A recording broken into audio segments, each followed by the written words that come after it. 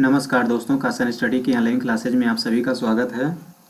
तो आज का हमारा टॉपिक है संधारित्र, कैपेसिटर। आज हम कैपेसिटर के बारे में आपको बताने वाले हैं। तो इसके पहले आपको ये चीज़ जानकारी होना ज़रूरी है कि आवेश किसे कहते हैं, धारा किसे कहते हैं, कूलाम का नियम किसे कहते हैं। ये सब विशेष पॉइंट है, ये चीज़ भी आपको याद होना ज़रूरी है। तो सबसे पहला हमारा टॉपिक है आवेश। आवेश किसे कहते हैं? तो जो आवेश होता है यह एक ऐसा अदृश्य सिस्टम होता है जिसके कारण पूरे ब्रह्मांड में प्रत्येक वस्तु आकर्षण और प्रतिकर्षण बल का अनुभव करती है। तो इसमें लिखते चलिए, साथ साथ समझते भी चलिए। तो इसमें लिख लीजिए, यह एक ऐसा अदृश्य सिस्टम है, यह एक ऐसा अदृश्य सिस्टम है जिसके कारण पूरे ब्रह्मांड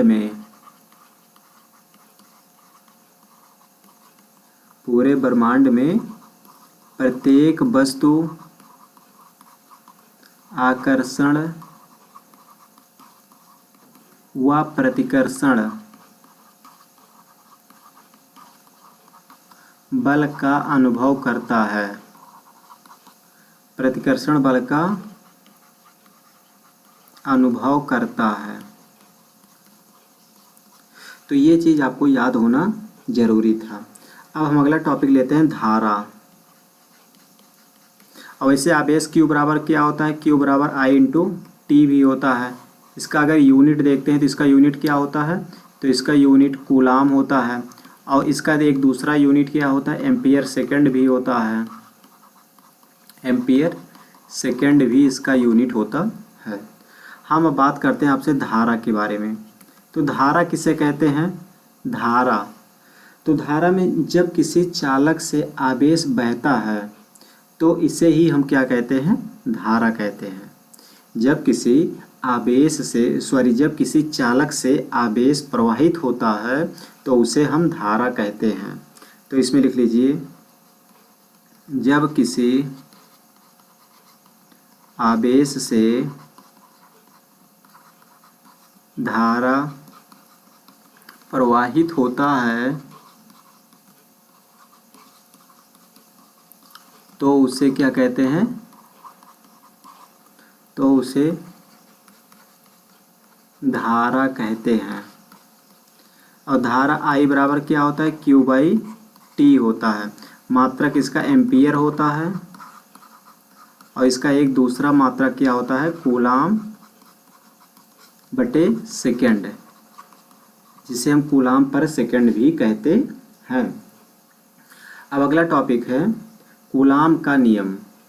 तो कूलाम का नियम में हम बात करते हैं, तो हेडिंग का नाम डालते हैं कूलाम का नियम।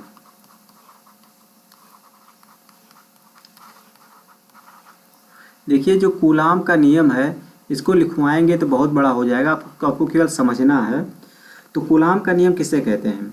कि समान आवेश एक दूसरे को प्रतिकर्षण करते हैं और विपरीत आवेश एक दूसरे को आकर्षण करते हैं।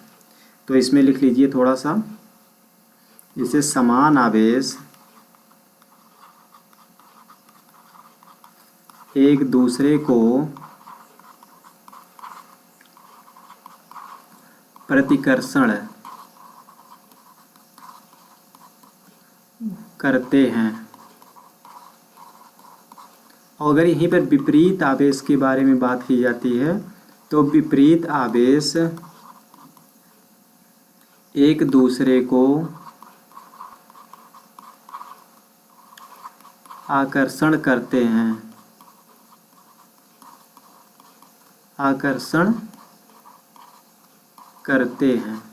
तो ये चीज़ भी आपको याद होना ज़रूरी है।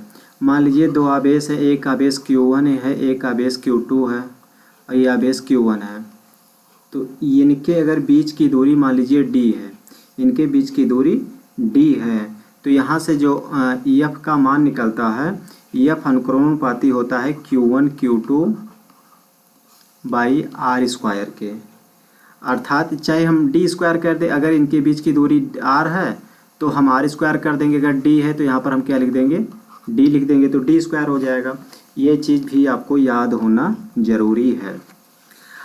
अब इसमें जैसे किसी भी आवेशों के बीच लगने वाले बल दोनों आवेशों के गुणनफल के समानुपाती तथा आवेशों के बीच की दूरी के वर्ग के व्युत्क्रमानुपाती होता है। ये इस सूत्र से परिभाषा निकलता है। तो ये सूत्र से जो परिभाषा निकलता है उसको देख लीजिए। किसी भी आवेशों के बीच लगने वाला बल दोनों आवेशों के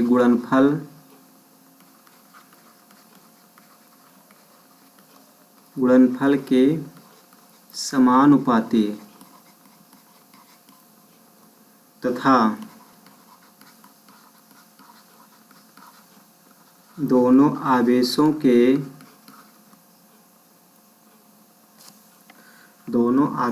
के बीच की दूरी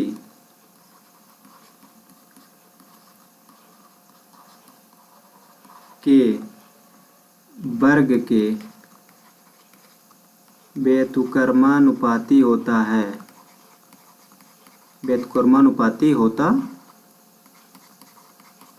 है। ये भी चीज़ आपको याद होना ज़रूरी है। अर्थात हम यहाँ से जो ये इसका सिंबल हटाते हैं तो यह बराबर क्या हो जाएगा, तो यह बराबर एक कांस्टेंट ले लेते हैं जिनका मान है के, अर्थात के Q1 Q2 by r square हो जाएगा।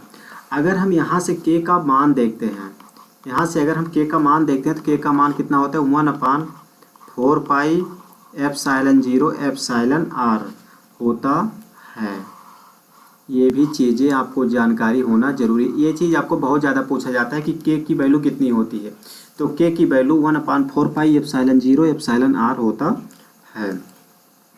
अब हम नए स्लाइड पर चलते हैं। जैसा कि आगे कह रहा है कि अगर यहाँ पर जैसे के का मान हमने भी क्या बताया आपको 1/4 पाई एप्सिलॉन 0 एप्सिलॉन आर, तो यहाँ से अगर हम के का मान यहाँ से एक ये भी होता है 1/4 पाई एप्सिलॉन होता है, और यहाँ पर जो एप्सिलॉन है एप्सिलॉन बराबर क्या होता है एप्सिलॉन 0 एप्सिलॉन आर होता है। ये चीज़ भी आपको जानकारी होना ज़रूरी है। देखिए यहाँ पर जो चीज़ भी बताया जा रहा है सभी चीज़ आपको अच्छे से जानकारी होना बहुत ज़रूरी है। अगर आपको यूपीपीसीएल पास करना है, यूपीपीसीएल में जॉब करना है, तो अगर यहाँ पर जैसा कि अभी मैंने बताया एप्सिलॉन क्या है, तो जो एप्सिलॉन है ये एब्सोल्यूट परमिटिविटी है, और इसकी जो इकाई होती है, इसकी इकाई क्या होती है, तो इसकी इकाई क्या होती है फैराड प्रति मीटर होती है। मतलब इसकी जो ये गलत मैंने बता दिया। तो एप्सिलॉन की इकाई जो होती है क्या होती है F/m होती है। और यहाँ पर जो एप्सिलॉन 0 लिखा गया है, एप्सिलॉन 0 क्या चीज़ है, तो एप्सिलॉन 0 ये भी परमिटिविटी ऑफ एरिया है, अर्थात परमिटिविटी ऑफ एरिया। इससे हम फ्री स्पेस में भी यूज करते हैं, या वैक्यूम में भी जो है एप्सिलॉन 0 का मान होता है। और एप्सिलॉन 0 का मान कितना होता है, तो एप्सिलॉन 0 का मान 8.854 गुणे 10 की घाते -12 होता है। तो ये चीज़ आपको याद जानकारी होना भी ज़रूरी है। और अगर हम यहाँ पर अभी हमने क्या बताया कि दोस्तों इसमें हम थोड़ा कंफ्यूज हैं, इसको हम बाद में बता देंगे, इसको अभी हटा देते हैं। तो यहाँ पर अभी हमने एक पॉइंट लिया था कि एप्सिलॉन आर क्या है, तो एप्सिलॉन आर जो होती है वो रिलेटिव परमिटिविटी होती है, और एप्सिलॉन आर का मान कितना होता है, तो अगर हम एयर में देखते हैं, एयर में अगर एप्सिलॉन आर का मान देखते हैं तो 1 होता है। लेकिन यहाँ पर इसकी कोई यूनिट नहीं होती है, इसका कोई मात्रक नहीं होता है, इसका कोई मात्रक नहीं होता है। ये चीज़ भी आपको जानकारी होना बहुत ज़्यादा ज़रूरी है। अब हम आपको ये बताते हैं कि यदि दो आवेश हवा में रखे हों, यदि दोनों आवेश हवा में रखे हों तो हम इसको कैसे निकालेंगे। तो लिख लीजिए, यदि दोनों आवेश हवा में रखे हों, यदि दोनों आवेश हवा में रखे हों तो यह बराबर कितना होता है 1/4 pi epsilon 0 Q1 Q2 by r square. ये चीज़ होता है, ये चीज़ हमने आपको बता दिया। और हमने अभी बताया था कि एयर में अगर देखते हैं तो एप्सिलॉन आर की वैल्यू कितनी होती है, तो 1 होती है। और एप्सिलॉन 0 की वैल्यू कितनी होती है, तो 8.854 गुणे 10 की घात कितना होता है, -12 होता है। ये हमने आपको बता दिए हैं। तो यहाँ से अगर हम सबकी वैल्यू को पुटअप करते हैं तो एफ की वैल्यू कितनी निकल जाएगी, और 1/4 पाई एप्सिलॉन इतने का मान कितना होता है। अगर हम इतने का मान देखते हैं तो इतने का मान 9 गुणे 10 की घात 9 होता है, और गुणे कितना हो जाएगा Q1 Q2 by r square यहाँ से निकल जाएगा। और इसका जो मात्रक हो जाएगा, मात्रक इसका न्यूटन हो जाएगा। इसको हम क्या कहते हैं, न्यूटन कहते हैं। और ये जो बल है, ये बल कैसी है, बल एक सदिश राशि है। ये चीज़ भी आपको याद होना जरूरी है, सदिश राशि है। यहाँ से ये भी आपको याद होना जरूरी है। अगला टॉपिक हम लेते हैं आवेश घनत्व। तो अगला हेडिंग डालिए आवेश घनत्व। आवेश घनत्व किसे कहते हैं। तो देखिए आपके एग्जाम में जो पूछा जाने वाला है इसका यूनिट पूछा जाता है, या आवेश घनत्व बराबर क्या होता है। तो आवेश अगर घनत्व बराबर पूछा जाता है तो आवेश बटे क्या हो जाएगा, आवेश बटे क्षेत्रफल होता है, आवेश बटे क्षेत्रफल। अगर इसकी यूनिट देखा जाए तो आवेश की यूनिट क्या होती है, कूलाम होती है। क्षेत्रफल की यूनिट क्या होती है, तो मीटर का स्क्वायर हो जाएगा। तो यहाँ पर से जो इसकी यूनिट निकल के ये आ रही है, कूलाम पर मीटर स्क्वायर हो जाएगा। अब एक टॉपिक आपसे ये पूछा जाता है वैद्युत क्षेत्र की तीव्रता। वैद्युत क्षेत्र की तीव्रता भी आपसे पूछी जाती है।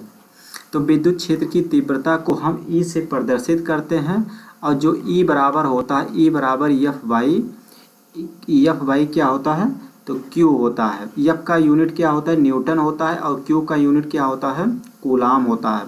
तो इसकी जो यूनिट निकल करके आएगी क्या हो जाएगी, न्यूटन प्रति कूलाम। यहाँ से इसकी ये यूनिट निकल करके आती है। ये भी आपसे बहुत ज़्यादा पूछा जाता है। और एक बार हम और देखते हैं, एक E का मान इस प्रकार से भी होता है V/D के। तो जहाँ पर ये जो E है, यहाँ पर E क्या है, तो जो E है ये विभव प्रवणता है, सॉरी हाँ।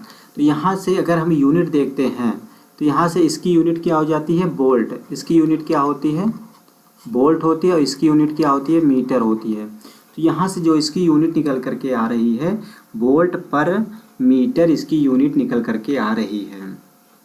अब अगला हेडिंग का नाम डालते हैं हम कैपेसिटर। अगला हेडिंग क्या डालते हैं, कैपेसिटर। तो कैपेसिटर के बारे में अब आपको हम बताने वाले हैं। तो कैपेसिटर को हम अगले क्लास में आपको ले लेते हैं, क्योंकि ताकि छोटा छोटा वीडियो रहे तो आपको समझने में भी आसानी हो। बहुत लेंदी हो जाता है तो आप भी ऊब जाते हैं, तो इसलिए छोटा छोटा क्लासेज आपके लिए ले लिए हैं।